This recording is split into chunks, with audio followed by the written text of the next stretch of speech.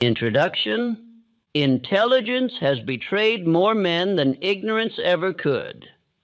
That may sound cruel, but stay with me. I have watched brilliant minds stagnate while men of average schooling rose to command industries, fortunes, and influence. The difference was never brains. It was how knowledge was used or wasted. Being smart has become a comfortable hiding place, a shield against action, a clever excuse for delay. Many men know enough to argue, analyze, and criticize, yet not enough to decide. They mistake mental activity for progress and wonder why life refuses to move. You may recognize this pattern: reading endlessly, planning carefully, refining ideas until they feel flawless, yet nothing ever leaves the page. Nothing ever risks exposure. Intelligence becomes a substitute for courage, and knowledge becomes a form of procrastination. The world does not reward what you know. It rewards what you can apply with purpose. Knowledge that is not directed is no asset at all. It is clutter. And clutter, no matter how elegant, produces confusion. Some of the poorest men I have met were rich in facts. They could quote theories, recite history, explain why others failed. But when pressed to act, they hesitated. Their minds were full, yet their lives were empty of results. There is a harsh truth few dare to admit. Intelligence alone can paralyze. It multiplies options until decision feels dangerous. It sees every risk, every flaw, every reason to wait. Meanwhile, opportunity passes quietly to the man who acts with less certainty but greater faith. You have been taught that more knowledge automatically leads to more success. That belief has ruined countless ambitions. Knowledge must be specialized, directed toward a definite aim, and applied through action, or it becomes a burden instead of a tool. Think of how many times you delayed because you wanted to learn a bit more first. How often you postponed commitment until you felt ready. Readiness is not created by accumulation. It is created by decision. There is a difference between knowing many things and knowing the one thing that matters. The man who spreads his mind thin across endless information masters nothing. The man who concentrates his knowledge toward a single purpose becomes formidable. Specialized knowledge is not about knowing everything. It is about knowing exactly what to do next, and doing it repeatedly until skill replaces hesitation. The marketplace pays handsomely for precision, not trivia. The tragedy is that intelligent men are often aware of this truth, yet refuse to obey it. They enjoy the safety of thought more than the risk of execution. Thinking feels productive. Acting feels exposed. You may feel this conflict within yourself. A sharp mind paired with lingering frustration. Insight without income. Ideas without embodiment. That tension is not accidental. It is the cost of unused power. The man who wins does not ask, "Do I know enough?" He asks, "What must I apply now?" He narrows his focus until action becomes inevitable. He stops preparing for life and begins engaging it. Most men drown in information because they fear responsibility. Specialized knowledge demands ownership. It forces you to choose a direction and abandon others. That abandonment feels like loss to the undecided mind. But mastery requires sacrifice. You cannot specialize while clinging to every option. You cannot advance while keeping one foot in safety. Knowledge only becomes power when it is harnessed by decision. Observe how the world truly works. The rewards flow not to the most educated, but to the most useful. Usefulness is born when knowledge meets purpose and persistence. Without those, intelligence is decorative at best. If you are honest, you may admit that being smart has protected you from failure by keeping you from fully trying. Partial effort preserves ego. Full commitment risks exposure. Many men choose ego over outcome without realizing it. This lesson is uncomfortable because it strips away excuses. It demands that you stop hiding behind learning and begin building through application. It asks you to trade admiration for results. Do not misunderstand me. Knowledge is essential, but only when it is organized, directed, and acted upon. Undirected intelligence scatters energy. Directed knowledge multiplies it. You are not being asked to know more. You are being asked to use what you already know with greater courage and concentration.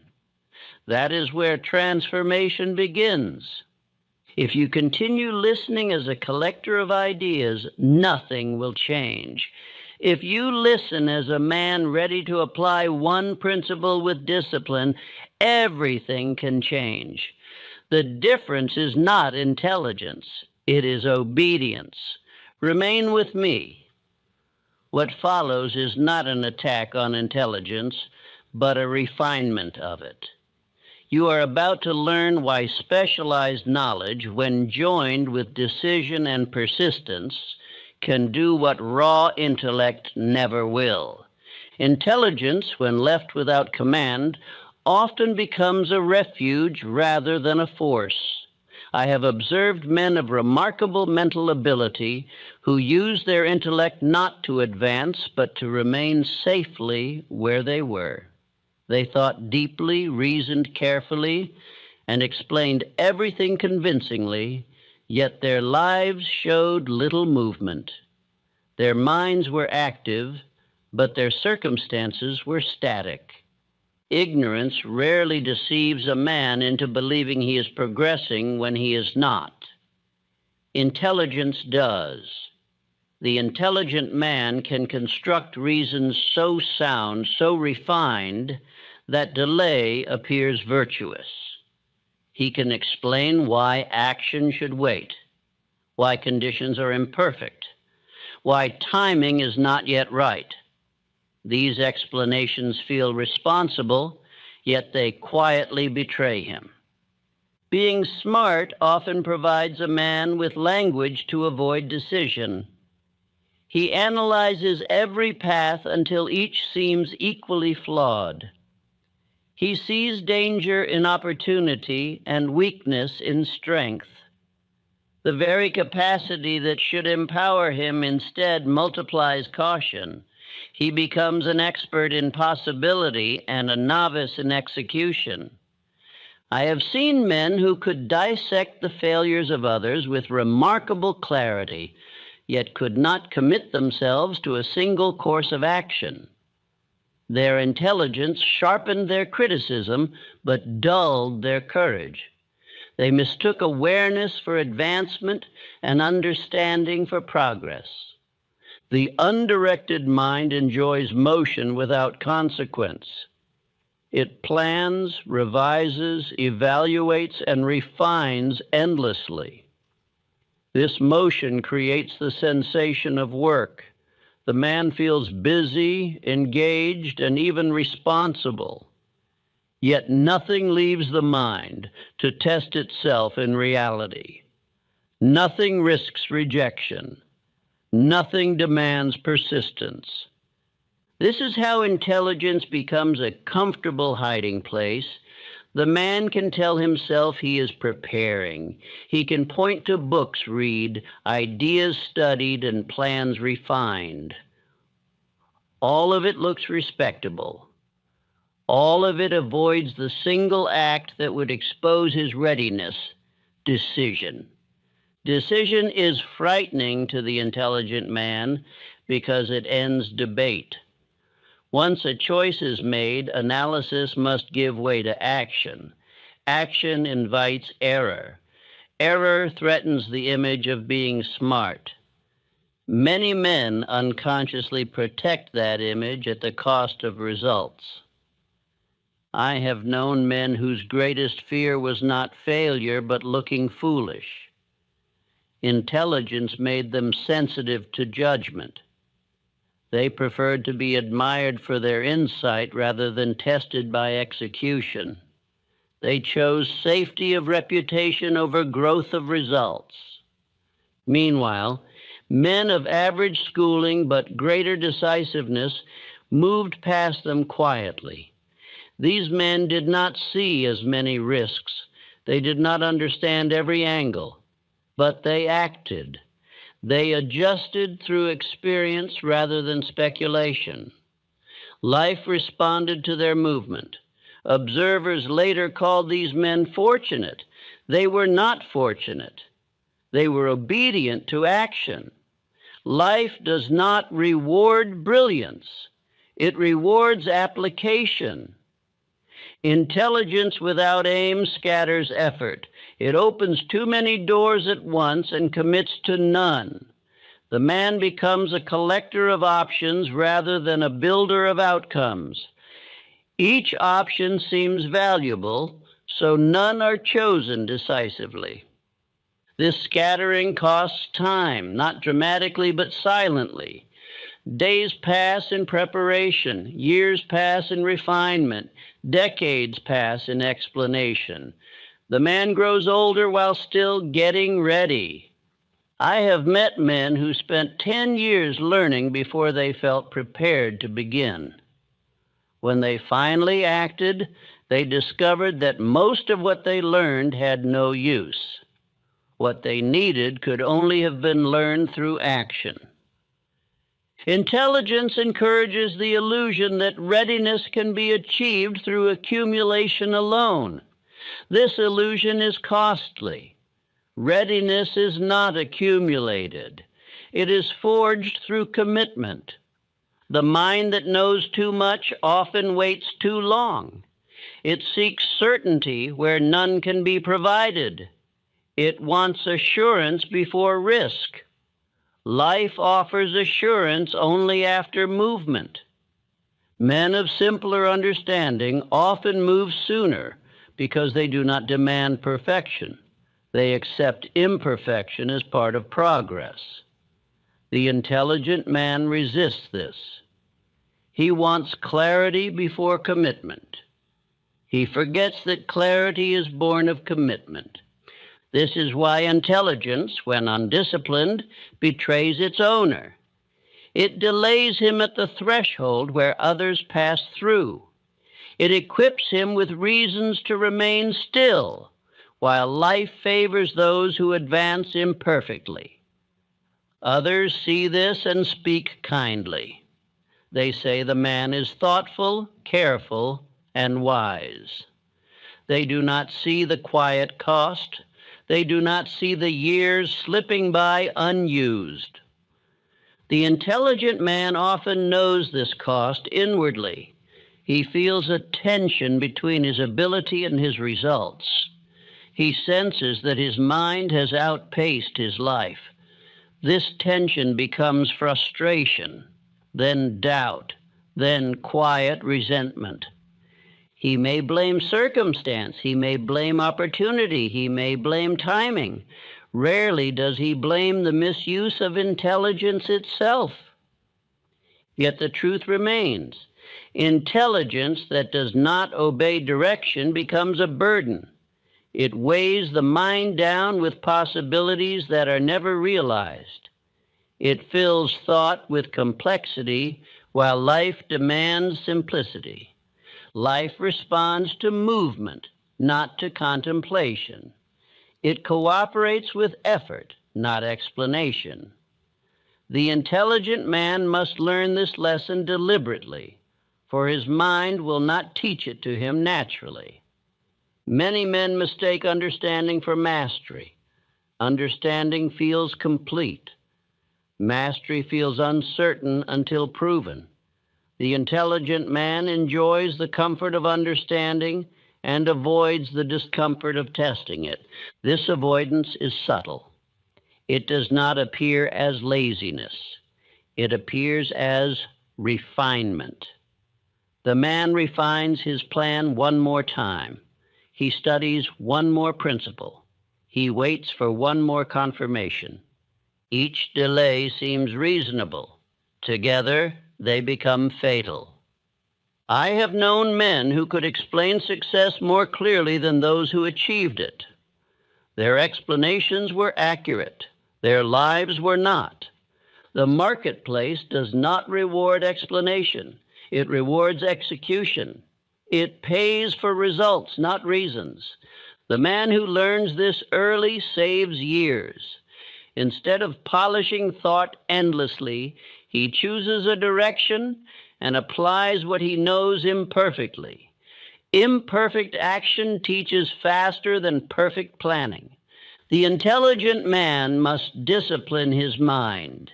He must teach it to serve decision rather than replace it. Thought must become a tool, not a refuge.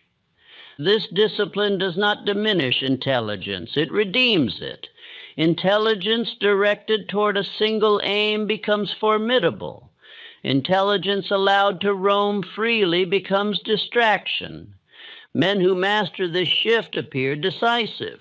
Others may call them bold or reckless. In truth, they have simply placed intelligence under command. Command begins when the man stops asking whether he knows enough and asks instead what he will apply now. This question narrows the mind. It converts knowledge into leverage. Once this conversion occurs, the intelligent man feels relief. The endless debate quiets. Energy that was trapped in analysis is released into action. Progress begins. Others notice this change. They see a man who no longer talks endlessly, who no longer refines endlessly, who begins to act. They say he has become practical. Practicality is intelligence humbled by purpose.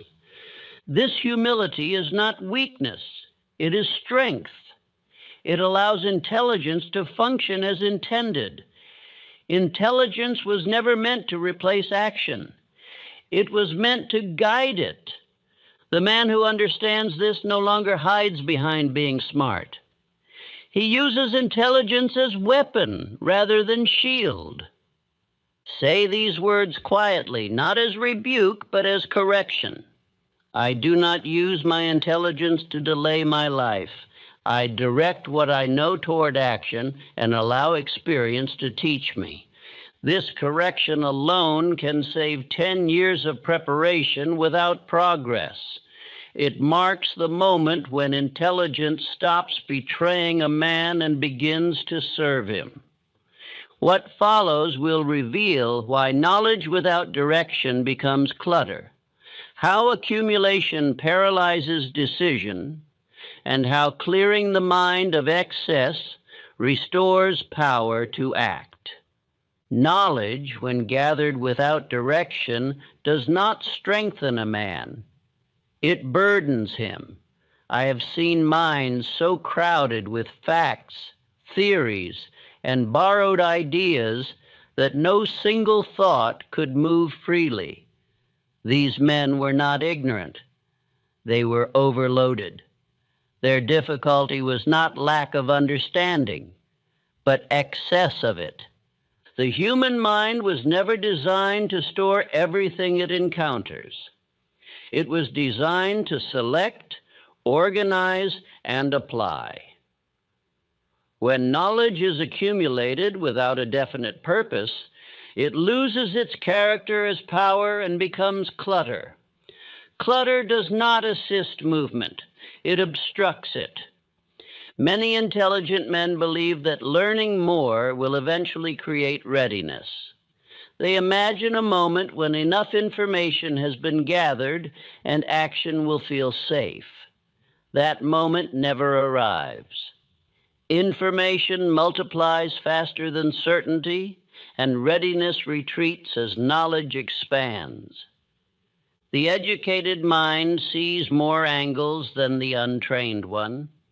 This can be an advantage, but only when governed. Without command, the mind sees risk everywhere. Each new piece of information adds another reason to hesitate. Action feels irresponsible because knowledge has revealed too many unknowns. I have met men who delayed for years because they believed they had not yet learned enough. When asked what they were missing, they could not say. They only felt unprepared. Their preparation had become endless because it lacked destination. Preparation without destination is avoidance disguised as discipline. It looks responsible, it feels productive, yet it postpones the very test that would reveal what knowledge is actually useful. The man who reads without aim becomes confused. The man who studies without application becomes uncertain. Each new idea competes with the last. No single principle is allowed to mature through use. This competition within the mind weakens confidence. Confidence does not grow from knowing many things. It grows from seeing one thing work. Application produces certainty faster than accumulation ever can. Undirected knowledge also weakens judgment. When too many possibilities are held at once, choice feels dangerous. The mind fears discarding any option because each seems valuable. Yet progress demands abandonment. You cannot move in all directions at once. The intelligent man often resists this truth. He enjoys the feeling of being informed. He enjoys being able to discuss many subjects competently. This enjoyment becomes costly when it replaces mastery. The marketplace does not reward broad awareness. It rewards usefulness. Usefulness is born when knowledge solves a specific problem repeatedly. This requires focus. Focus requires exclusion. I have known men who could explain entire systems, yet could not apply a single method consistently. Their minds were impressive. Their results were negligible. Knowledge had become decoration rather than instrument. Others around them admired their intellect. They sought their opinion. They praised their insight. Meanwhile, men with narrower understanding but firmer application surpassed them quietly. These practical men were not anti-intellectual. They were selective. They learned only what served their immediate purpose. What did not serve it was ignored without regret. This selectivity felt uncomfortable to intelligent men watching from the sidelines. They believed such narrowness was limiting. In truth, it was liberating. It freed energy for execution.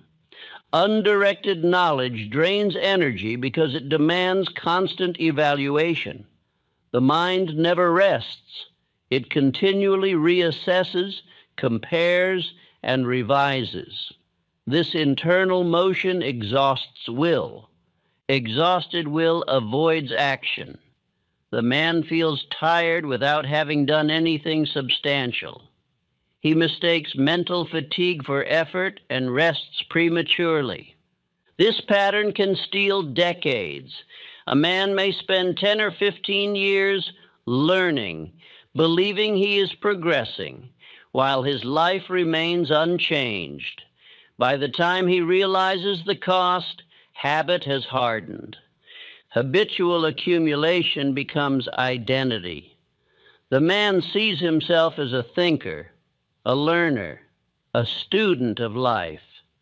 He does not see himself as a builder. Builders act, thinkers observe. Both are necessary, but only one produces structure. The disciplined mind understands that learning must be constrained. It must answer one question: what does this allow me to do now? Knowledge that cannot answer this question is postponed or discarded. Discarding knowledge feels like loss to the intelligent mind. It fears wasting effort. Yet holding unusable knowledge wastes far more. I have seen men cling to ideas long after they had ceased to serve them, simply because they had invested time learning them. This attachment blocked growth. Progress required letting go. Letting go is an act of courage. It means admitting that much of what was learned was unnecessary. Intelligent men resist this admission. Pride prefers accumulation to elimination. Yet mastery is achieved through elimination. The master knows what to ignore. The novice tries to hold everything. Undirected knowledge also erodes faith in action. The more a man learns about how things can fail, the less willing he becomes to act. He becomes risk-averse, not because risk has increased, but because awareness of risk has. Awareness without courage paralyzes. Courage without awareness is reckless. The balance lies in directed knowledge, knowing just enough to act wisely, not so much that action is postponed indefinitely. Men often say they want to be ready. They misunderstand readiness. Readiness is not knowing everything. It is knowing what to do next and being willing to do it repeatedly. The man who limits his knowledge to what serves his purpose progresses faster than the man who knows a little about everything. Progress reinforces confidence. Confidence invites further action. This is how intelligent men can redeem wasted years. By choosing one direction and discarding all learning that does not serve it, they reclaim focus. Focus restores momentum. Momentum simplifies decision. Decision simplifies effort. Effort produces result. Others watching this shift are often surprised. They say the man has changed. He has not changed. He has concentrated. Concentration gives the appearance of power. It signals seriousness. People trust men who are not distracted by endless options. Life responds similarly. Opportunities appear clearer. Choices feel simpler. The world seems less chaotic because the mind is less crowded. Undirected knowledge creates inner noise. Directed knowledge creates inner order. Order is the soil in which action grows. Repetition plays a role here. The intelligent man must repeatedly choose focus over accumulation. Old habits of learning for its own sake will resist displacement. Each act of selection weakens them. This repetition is not dull. It is corrective. It trains the mind to serve purpose rather than curiosity. Say these words quietly, not as condemnation, but as release. I gather only the knowledge that serves my purpose. What I do not apply, I do not carry. These words clear space. Space allows movement. Movement produces proof. Once knowledge is cleared of excess, the intelligent man feels lighter. Decision no longer feels dangerous. Action no longer feels premature. What follows will reveal why specialization defeats brilliance, why knowing one thing well outruns knowing many things poorly, and how concentration can redeem 20 years of scattered intelligence. There comes a point at which intelligence must be narrowed or it will dissolve itself. I have observed that men rarely fail because they lack knowledge. They fail because they refuse to confine it. Their minds roam widely, touching many subjects, yet never settling long enough to command any one of them. Breadth without depth is admired in conversation, but it produces little in life. Power is born of concentration. Nature herself teaches this law. Diffused light warms weakly, but focused light burns. Water scattered across a field nourishes nothing deeply, but water directed through a channel moves stone. So it is with intelligence. Spread thin, it entertains. Directed, it conquers. The intelligent man resists specialization because it feels like surrender. To choose one field is to abandon many others. To commit to one function is to silence countless possibilities. The mind that enjoys option feels pain in this narrowing, mistaking loss of choice for loss of freedom. Yet freedom is not found in endless option. It is found in mastery. Mastery requires submission to repetition. Repetition requires exclusion. Exclusion requires courage. I have known men who feared specialization because they believed it would make them smaller. In truth, it made them formidable. The world does not reward the man who knows many things passably. It rewards the man who knows one thing dependably. Consider how society assigns value. The general thinker is admired, but the specialist is paid. The man who understands broadly is invited to speak. The man who executes precisely is trusted to deliver. Specialized knowledge is not accumulation, it is refinement. It does not add endlessly.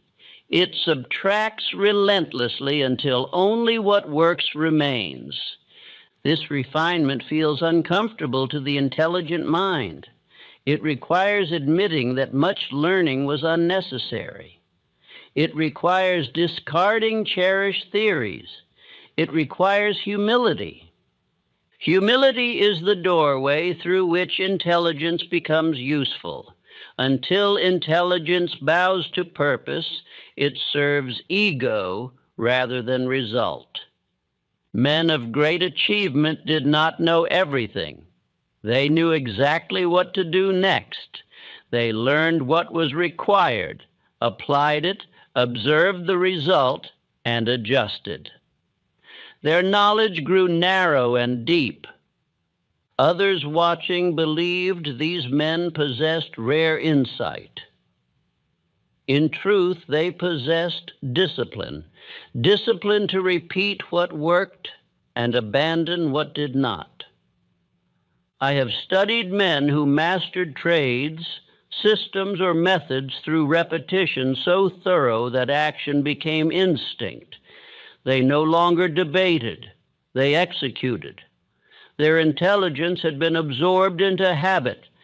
This is the highest form of knowledge, knowledge that no longer needs to be consulted, knowledge that acts through the hands without discussion.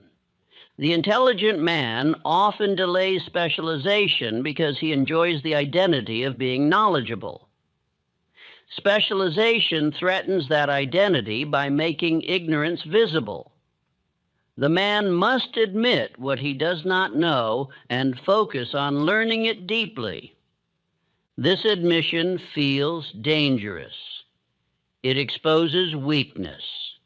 Yet exposure is the cost of mastery. Men who avoid this cost remain impressive but ineffective. Men who pay it become useful. Usefulness is the currency of success. The marketplace pays for reliability, not brilliance. It pays for results delivered consistently, not ideas explained eloquently. Specialization also simplifies decision. When a man knows his function, choices narrow. Distractions lose appeal. The mind stops wandering because it has a place to return to. This narrowing conserves energy. Energy conserved strengthens effort. Effort applied consistently produces inevitability. I have seen intelligent men transform rapidly once they accepted specialization. Years of scattered learning condensed into months of applied mastery. Progress accelerated not because they learned faster, but because they stopped learning what they would not use. This shift alone can redeem 20 years of misdirected intelligence. Instead of dabbling endlessly, the man commits to depth. Depth compounds, breadth dissipates. Others often resist this shift externally. They say the man is limiting himself. They warn him against putting all his effort in one direction. Their warnings sound wise, but they often come from those who never specialize themselves. The man who listens too closely to such counsel returns to safety and loses momentum. The man who persists discovers that specialization does not trap him. It empowers him. Once mastery is established, options increase rather than diminish. The man who commands one domain can later expand. The man who commands none cannot move anywhere. This is why specialization must come early. It builds foundation. Expansion comes later. Reversing this order produces collapse. Repetition is the engine of specialization. The intelligent mind often despises repetition, believing it dull. In truth, repetition is how knowledge becomes power. Each repetition deepens familiarity. Familiarity reduces hesitation. Hesitation wastes energy. The specialist moves without debate. Men who repeat without understanding stagnate. Men who understand without repeating never master. The union of understanding and repetition produces command. I have observed that specialists appear calm under pressure. They do not panic because they have rehearsed response. Their intelligence no longer argues with action. It supports it. Others notice this calm and mistake it for confidence. It is confidence, but not emotional confidence. It is confidence born of preparation applied consistently. The intelligent man who resists repetition remains fragile. Each new situation requires fresh analysis. Each problem feels novel. Fatigue accumulates.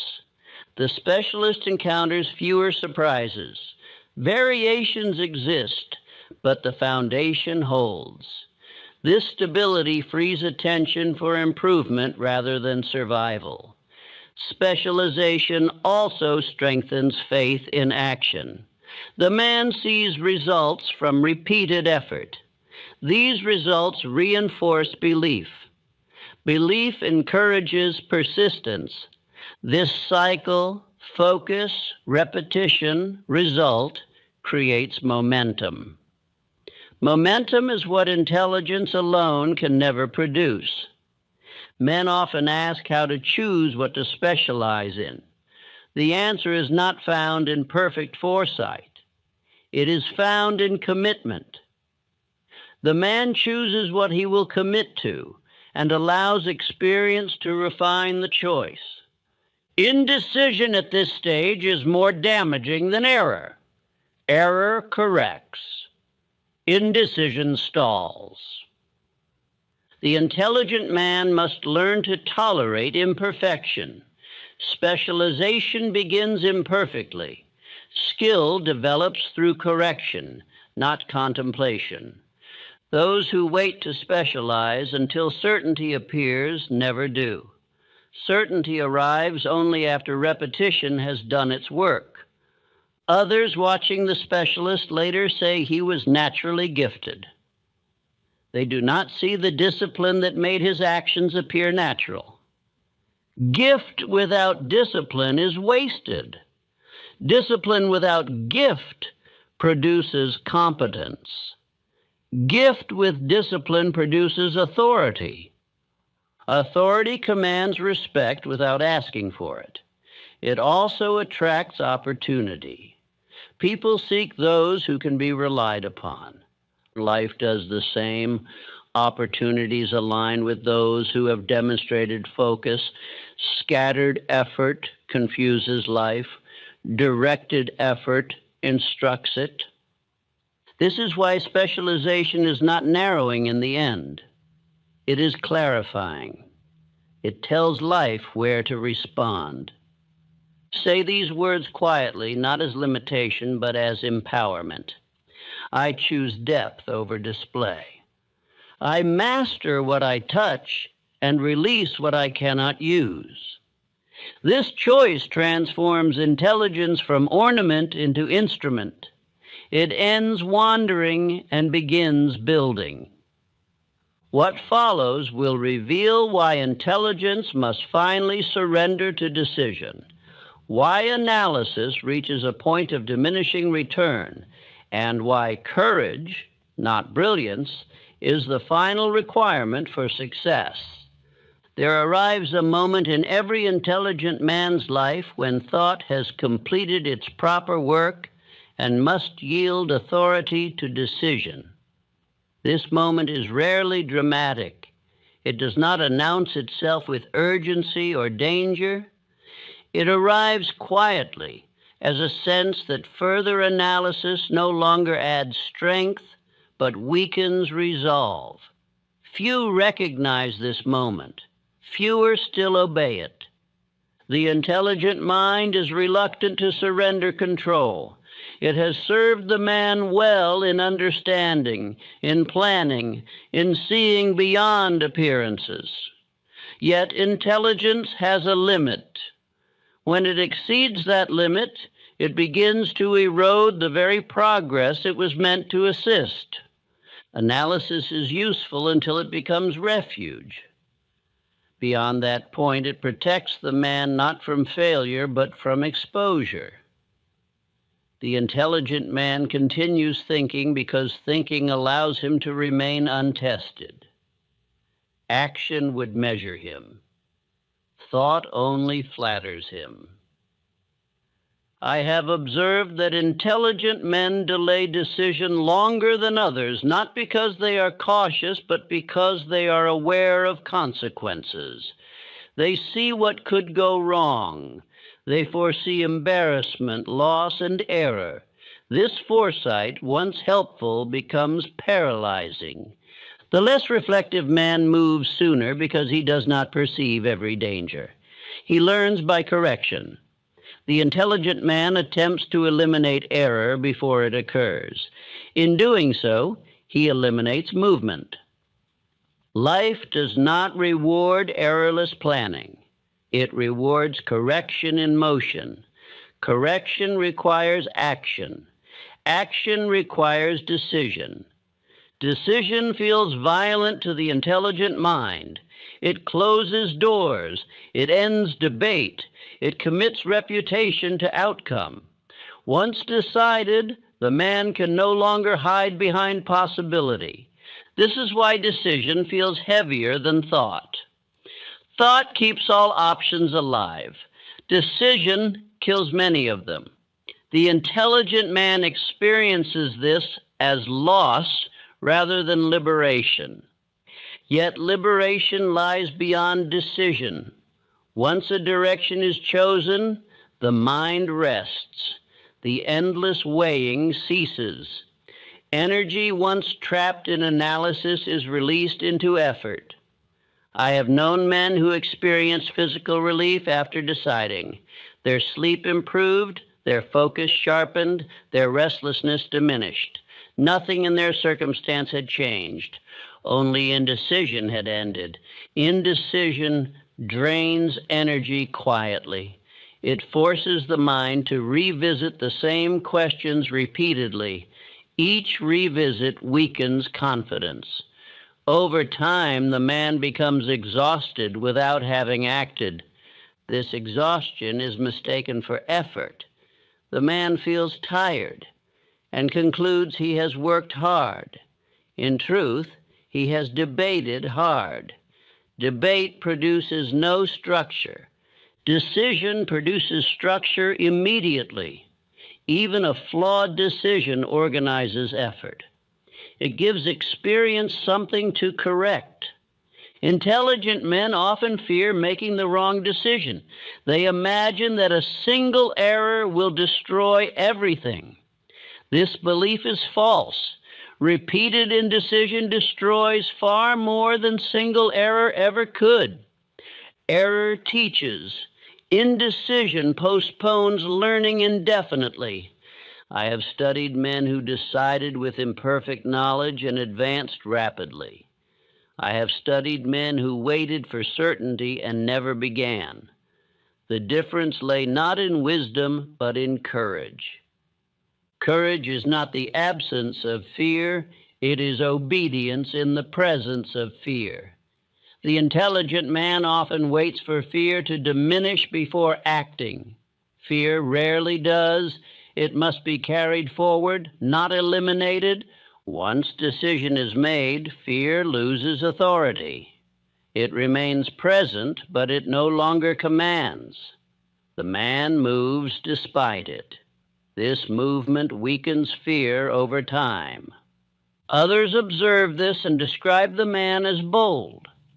They do not realize that boldness followed decision, not the other way around. Partial decision is the most dangerous form of delay. The man tells himself he is committed, yet leaves room to retreat. This preserves ego, but undermines results. Life responds weakly to half command. Decision must be whole. It must close the door behind it. Only then does effort gather force. I have seen men make tentative commitments and wonder why progress stalled. Their intelligence had allowed them to hedge. Life recognized the hedge and withheld response. Life responds to clarity, not to intention. Intention unacted upon is invisible to law. When a man decides fully, something shifts internally. His language changes. His tone steadies. His actions become economical. Waste falls away. Others sense this shift and respond differently. They treat the man as someone who knows where he is going. Assistance appears without request. Resistance softens. This is not fortune. It is alignment. The world aligns with decided men. Intelligence must learn humility here. It must accept that it cannot foresee everything. It must accept that some knowledge arrives only after action begins. This acceptance does not diminish intelligence. It completes it. Intelligence was meant to guide action, not replace it. The intelligent man who refuses to decide remains trapped in preparation. He may become admired for his insight, consulted for his opinions, yet unfulfilled in his own life. Those who decide may be criticized early. They may appear reckless, yet criticism fades when results appear. Results silence argument. Decision also clarifies values. Once a man commits, distractions lose appeal. He no longer considers every opportunity. He considers only those aligned with his decision. This selectivity saves time. The man no longer dissipates energy responding to everything. He advances steadily in one direction. Many men lose 20 years because they never decide. They allow life to choose for them through default. Default produces average outcomes. The man who decides produces deliberate outcomes. Even failure under decision advances him. Failure under drift does not. I have seen men fail repeatedly and succeed eventually because they decided and persisted. I have seen men avoid failure entirely and remain unchanged because they never decided.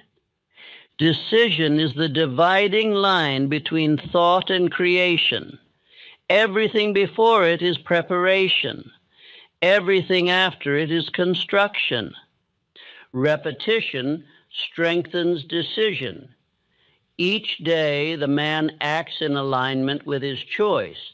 The decision hardens into character. Character no longer debates, it acts. This is why decision must be reinforced. Old habits of analysis will attempt to reclaim authority. They must be corrected through repeated action. Say these words quietly, not as bravado, but as command. I decide and allow experience to instruct me. I do not wait for certainty before I move.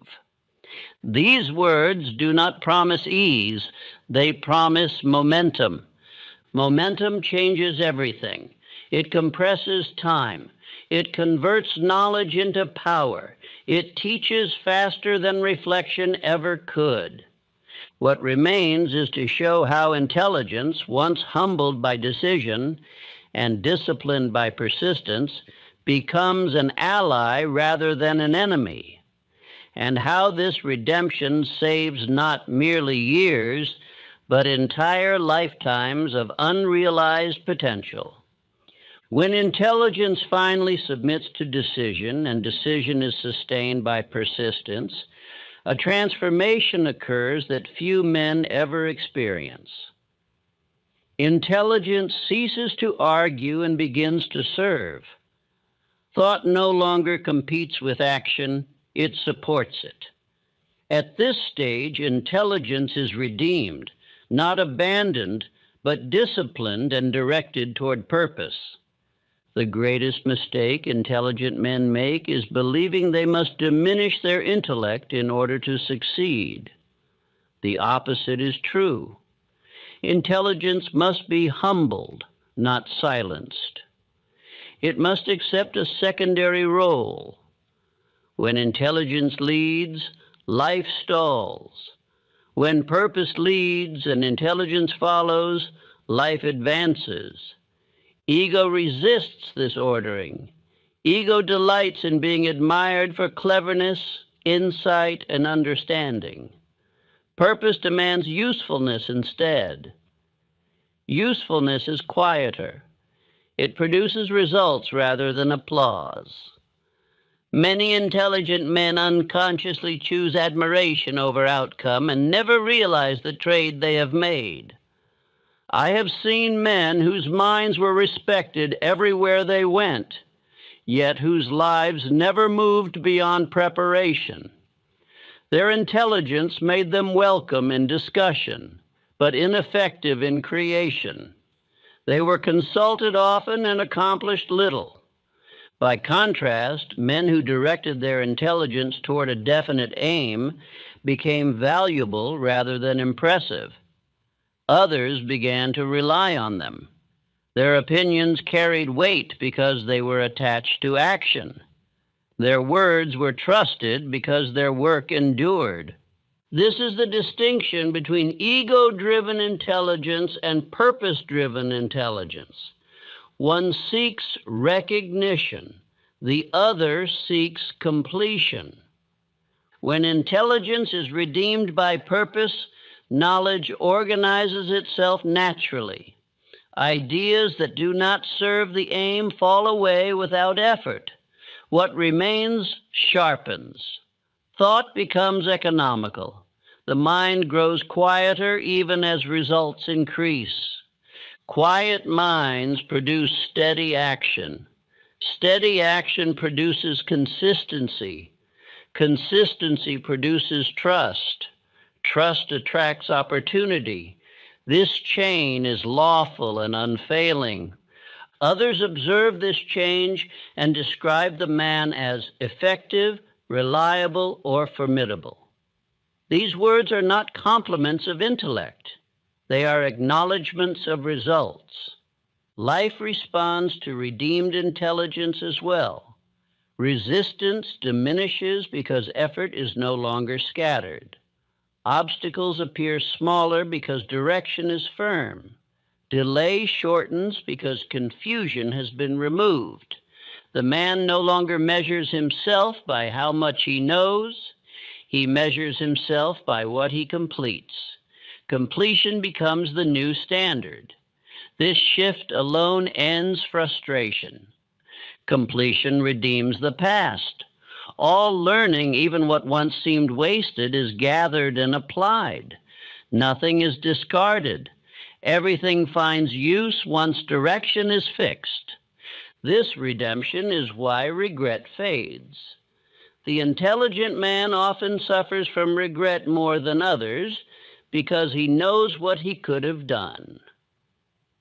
Once intelligence is applied, that knowledge becomes fuel rather than burden. Persistence now replaces preparation. The man no longer asks whether he is ready. He knows readiness is forged through repetition. He repeats what works and refines what does not. Repetition is no longer tedious. It is purposeful. Each repetition strengthens skill. Skill builds confidence. Confidence supports persistence. Others watching see discipline and call it talent. They see consistency and call it luck. They do not see the obedience that made intelligence useful. This obedience also ends hiding. The man no longer hides behind learning, planning, or thinking. He stands behind his work. Exposure no longer frightens him because effort has been invested.